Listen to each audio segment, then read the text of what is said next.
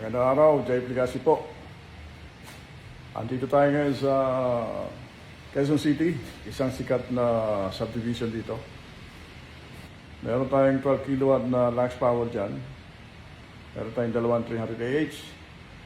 Yun ang ating AC sa DC safety devices. Yun naman ang ating ATS. Sa bubong nito ay meron tayong 27 pieces na 580 watts bifacial.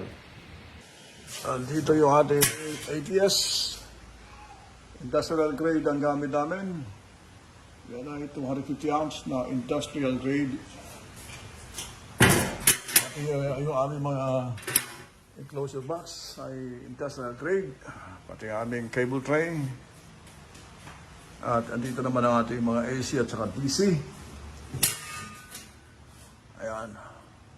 ISO switch, PB ISO switch, MCB, SPD, AC grid, AC output load, dalawang MCCB sa battery.